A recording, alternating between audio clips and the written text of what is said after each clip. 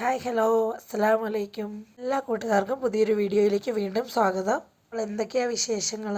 എല്ലാവരും സുഖമായിരിക്കുകയല്ലേ? മാഷാ അല്ലാ, അൽഹംദുലില്ലാ, ഞാനും ഇവിടെ സുഖമായിരിക്കുന്നു. അപ്പോൾ കഴിഞ്ഞ 2 ദിവസമായിട്ട് നമുക്ക് വീഡിയോ ഇടാൻ സാധിച്ചില്ല. മറ്റൊന്നും കൊണ്ടല്ല കേട്ടോ, കുറച്ച് തിരക്കായിപ്പോയി. ഓണവും നബിദിനവും ഒക്കെ ആയിട്ട് അത്യാവശ്യം കേക്കിൻ്റെ ഓർഡറുകളൊക്കെ ഉണ്ടായിരുന്നു. അങ്ങനെയാണ് തിരക്കായി പോയത്. വീഡിയോ ഞാൻ എടുത്തു വെച്ചിരുന്നു. അതുകൊണ്ട് തന്നെ കഴിഞ്ഞ ദിവസത്തെ വീഡിയോയുടെ ബാക്കിയായിട്ടാണ് കേട്ടോ വീഡിയോ ഞാൻ ഇടുന്നത്. അപ്പോൾ നമ്മൾ കേരക്കറിയൊക്കെ മുളക് ചാറ് വെച്ചിരിക്കുകയായിരുന്നു.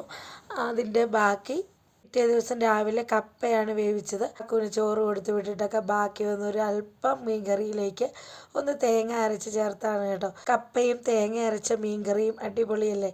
അതിന് വേണ്ടിയിട്ട് മാത്രം ഒരല്പം കറിയിലേക്ക് തേങ്ങ അരച്ച് ചേർത്ത് കൊടുത്തതാണ്. എനിക്ക് മക്കൾക്ക് ഉച്ചക്കത്തേക്ക് മാത്രം മതി. മക്കൾക്ക് കറിയിൽ തേങ്ങ ചേർക്കുന്നതുകൊണ്ട് വലിയ പ്രശ്നങ്ങളൊന്നുമില്ല. കാക്കുവിനാണ് കേട്ടോ മുളക് കറി വേണമെന്ന് നിർബന്ധം. അങ്ങനെ വേണ്ട, ഇവിടെയൊക്കെ തേങ്ങ ഒക്കെ അരച്ച് കൊടുത്ത ശേഷം അതങ്ങ് അടച്ച് വെച്ച് ചൂര, കേര, മോത, വറ്റ അങ്ങനെയുള്ള കുറച്ച് വലിയ മീനുകളിൽ തേങ്ങ അരച്ച് വെച്ച് അതിൻ്റെ കൂടെ കപ്പ വേവിച്ചതും കൊണ്ടുണ്ട്. അടിപൊളിയാണ് കേട്ടോ. നല്ല കോമ്പിനേഷനുമാണ്, അടിപൊളി ടേസ്റ്റും ആയിരിക്കും. ഇതേ കണ്ടോ, ഇവിടെ ഞാൻ കുറച്ച് കപ്പയൊക്കെ എടുക്കുന്നുള്ളൂ കേട്ടോ. ഡയറ്റ് നമുക്ക് ഫോളോ ചെയ്ത് പോകണം. അതുകൊണ്ടാണ് രാവിലെ ഒരു കിഴങ്ങ് കപ്പ ഇരിപ്പുള്ളായിരുന്നു, അതുകൊണ്ട് തന്നെ അത് വേവിച്ചെടുത്തു. കാപ്പിക്ക് ഞാനും മക്കളേ ഉള്ളൂ. ഞങ്ങൾക്ക് ധാരാളമാണ് ഒരു കിഴങ്ങ്. അതിൽ നിന്ന് വളരെ കുറച്ച് കപ്പ മാത്രമേ എടുത്തിട്ടുള്ളൂ. ഇതിന് ഞാനും മോനും കൂടിയാണ് കഴിക്കേണ്ടത്. അങ്ങനെ രാവിലെ കപ്പയും മീൻകറിയൊക്കെ കഴിച്ച് കഴിഞ്ഞപ്പോഴത്തേക്കും അതിന് പായസം വെച്ച് കൊടുക്കണമെന്ന് പറഞ്ഞാൽ ഭയങ്കര നിർബന്ധം കേട്ടോ. നമുക്ക് കിറ്റിനകത്ത് കിട്ടിയ ഒരു അടപ്പായസത്തിൻ്റെ കിറ്റ് ഇരിപ്പുണ്ടായിരുന്നു. എങ്കിൽ അതൊന്ന് പായസം വെച്ചെടുക്കാമെന്ന് കരുതിയിട്ടാണ്. പെട്ടെന്ന് തന്നെ പായസം വെച്ചെടുക്കാനായിട്ട് പാലൊന്നും ഉണ്ടായിരുന്നില്ല. അതുകൊണ്ട് തന്നെ ഞാൻ കുക്കറിലാണ് കേട്ടോ തേങ്ങാപ്പാൽ ചേർത്താണ് ഈ പായസം ഉണ്ടാക്കിയെടുക്കുന്നത്. പാലൊക്കെ വാങ്ങിച്ചിട്ട് പതിയെ വെക്കാവുന്ന പറഞ്ഞു നോക്കി, അവൻ സമ്മതിച്ചില്ല. അതുകൊണ്ട് തന്നെ വളരെ പെട്ടെന്ന് കുക്കറിൽ വെച്ചെടുക്കാനായിരുന്നു പ്ലാന്. നമുക്കിവിടെ ഈ ഒരു കിറ്റ് മതിയാകും കേട്ടോ, 4 പേരല്ലേ ഉള്ളൂ. അതുകൊണ്ട് തന്നെ മക്കൾക്ക് ആവശ്യത്തിനുണ്ടായിരുന്നു ഈ കിറ്റ് പൊട്ടിച്ച് വെച്ചിട്ട്. ഇത് അടിപൊളി കിറ്റാണ് കേട്ടോ. ഇത് കുഞ്ഞി അടയൊക്കെ ആയിട്ട് കപ്പലണ്ടിയും മുന്തിരിങ്ങയും പഞ്ചസാരയൊക്കെ ഉണ്ടായിട്ട് എല്ലാവർക്കും പായസം മിക്സിനെ കുറിച്ച് അറിയാമല്ലോ. അതിൽ നിന്ന് ഞാൻ മുന്തിരിങ്ങയും കപ്പലണ്ടിയും പറക്കി എടുക്കുന്നുണ്ട് കേട്ടോ. അപ്പം ലാസ്റ്റ് അത് വറുത്ത് നെയ്ക്കകത്ത് വഴറ്റി ചേർത്ത് കൊടുക്കാനാണ്. ഇതിനകത്തൊരു 5-6 മുന്തിരിങ്ങയുള്ളൂ. ബാക്കി ഇവിടെ മുന്തിരിങ്ങയും കപ്പലണ്ടിയൊക്കെ ഇരിപ്പുണ്ട്. ഇനി വേണ്ട തേങ്ങാപ്പാൽ വെച്ചിട്ടാണ് കേട്ടോ പായസം ഉണ്ടാക്കുന്നത്. തേങ്ങ പൊട്ടിച്ചപ്പോൾ കഴന്നു വന്നു. എങ്കിലതൊരു മിക്സിയുടെ ജാറിലേക്ക് ഇട്ട് അടിച്ച് പിഴിഞ്ഞെടുക്കാമെന്ന് വിചാരിച്ചു. ഒരു തേങ്ങ ഇപ്പോൾ എടുത്തിട്ടുള്ളൂ കേട്ടോ. ഒരു തേങ്ങ തികയുമോ നോക്കാം. നല്ലതുപോലെ വലുതായിരുന്നു തേങ്ങ. മിക്സിയുടെ ജാറിലേക്ക് ഇട്ട് അടിച്ചെടുത്ത് നല്ലതുപോലെ ഒന്ന് അടിച്ചെടുത്ത് കഴിയുമ്പോഴത്തേന് ഒന്നാം പാല് കിട്ടും. അപ്പോൾ കുറച്ച് വെള്ളവും കൂടി ഊറ്റിയിട്ടാണ് കേട്ടോ ഞാൻ ഒന്നാം പാൽ എടുത്തിരിക്കുന്നത്. സാധാരണ തേങ്ങ അടിച്ച് ആദ്യത്തെ പാല് മാത്രമേ എടുക്കുള്ളൂ. അതൊരു 1/2 ഗ്ലാസ് പാലേ കിട്ടത്തുള്ളായിരിക്കും. 1/2 ഗ്ലാസ് പോലും കാണുകയില്ല, അതിൽ താഴെ ഉള്ളായിരിക്കും. എന്നാൽ ഇവിടെ ഞാൻ കുറച്ച് വെള്ളവും കൂടെ ഊറ്റി കൊടുത്തിട്ടാണ് കേട്ടോ എടുത്തിരിക്കുന്നത്. നമുക്ക് പാലില്ലാത്തത് കൊണ്ട് ദാണ്ട അട പായസക്കിറ്റ് എല്ലാം കൂടെ ചേർത്ത് കുക്കറിലേക്ക് ഇട്ട് കൊടുത്തിട്ടുണ്ട്. ഇനി ഇതിലേക്ക് തേങ്ങാപ്പാലാണ് ഒഴിച്ച് കൊടുക്കുന്നത്.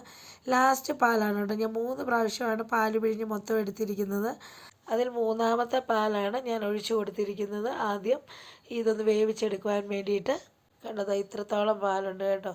അപ്പം ഇതൊന്ന് വെച്ച് ഈ പാല് വേണം ഒരു ഫിസിലടുപ്പിച്ച് വേവിച്ചെടുക്കാനായിട്ട്.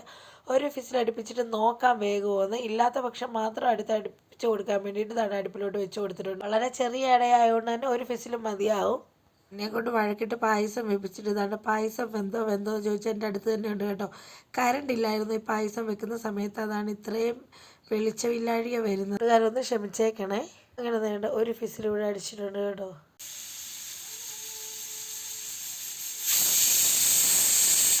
ഇനി ഒന്ന് ആവി പോയപ്പോഴത്തേക്കും തുറന്ന് നോക്കുകയാണ്. അത്യാവശ്യം അട വെന്തിട്ടുണ്ടെന്ന് തന്നെ പറയാം. ഇനിയൊരു ഫിസിലിൻ്റെ ആവശ്യമില്ല. നന്നായിട്ട് ബാക്കി പാലൂടെ ഒഴിച്ച് കൊടുത്ത് ഇളക്കി എടുക്കുമ്പോഴത്തേന് പതിയെ ചെറുതായിട്ട് തീ വെച്ചിട്ടൊക്കെ ചെയ്യുമ്പോഴത്തേന് അത് വെന്ത് കിട്ടിക്കോളും. ഇനി ഇതിലേക്ക് രണ്ടാമതായിട്ട് എടുത്ത് വെച്ചിരിക്കുന്ന 2ാം പാലാണ് കേട്ടോ ചേർത്ത് കൊടുക്കുന്നത്. അതുകൂടി ചേർത്ത് അതിൻ്റെ കുറച്ച് ഭാഗമേ ഞാനിവിടെ ചേർത്തിട്ടുള്ളൂ. ചേർത്ത് നന്നായിട്ടൊന്ന് ഇളക്കി കൊടുക്കുന്നുണ്ട്. ഇനി അട വേകുന്ന അനുസരിച്ച് പായസം കുറുകി വരും. അപ്പോഴത്തേക്കും ബാക്കി പാലൊഴിച്ച് കൊടുക്കാമെന്നുള്ളത് കൊണ്ടാണ് കേട്ടോ കുറച്ച് പാലൊഴിച്ച് കൊടുത്തിരിക്കുന്നത്. സ്റ്റൗവിലെ തീ വളരെ സ്ലോ ആയിട്ട് വളരെ ചെറിയ തീയിലാണ് വെച്ചിരിക്കുന്നത്. അപ്പോൾ പതുക്കെ ഇരുന്ന് വെന്ത് കിട്ടാൻ വേണ്ടിയിട്ട്. എന്നിട്ട് ഇടയ്ക്കിടയ്ക്ക് ഒന്ന് ഇളക്കിയും കൂടെ കൊടുക്കുന്നുണ്ട്. അപ്പോൾ ഏകദേശം ഇവിടെ കുറുകി വന്നെന്ന് കണ്ടപ്പോഴേക്കും ബാക്കി വെച്ചിരിക്കുന്ന പാൽ കൂടി ഒഴിച്ച് കൊടുത്തിട്ടുണ്ട്.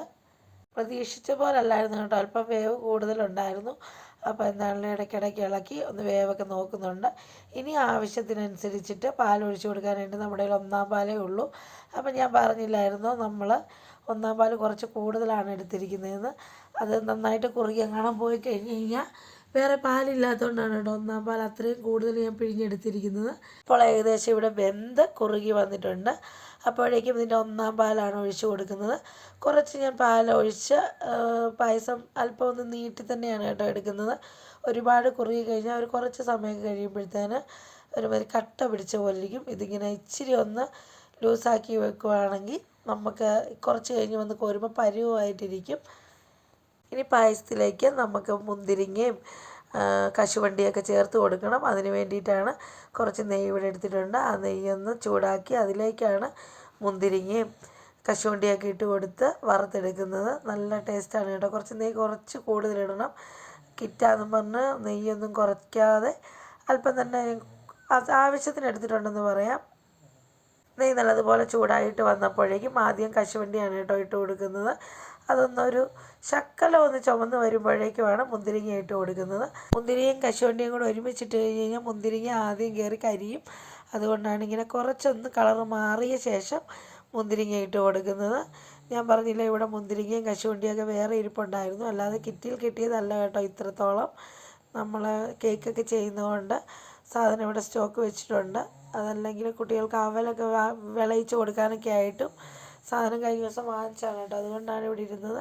അപ്പോൾ ഒരുപാട് കരിയാതെ ദാണ്ട് ഈ ഒരു പരുവത്തിൽ പായസത്തിലേക്ക് ചേർത്ത് കൊടുക്കുന്നുണ്ട്. സാധാരണ കിറ്റ് പായസമാണെന്നും പറഞ്ഞ് തള്ളിക്കളയാറുണ്ട് കേട്ടോ. പക്ഷേ ഇത് അടിപൊളിയായിരുന്നു ഇങ്ങനെ വെച്ചെടുത്തപ്പോൾ. പ്രത്യേകിച്ച് തേങ്ങാപ്പാൽ വെച്ചെടുത്തുകൊണ്ടായിരിക്കും ഇത്രയും ടേസ്റ്റ്.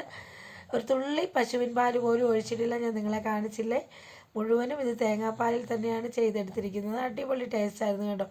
ഇത്രയും ലൂസായിട്ട് നിൽക്കുന്നതൊന്നും കാര്യമില്ലായിരുന്നു. ഇതിൻ്റെ ചൂടൊന്ന് ആറിയപ്പോഴേക്കും കറക്റ്റ് പരുവായിരുന്നു.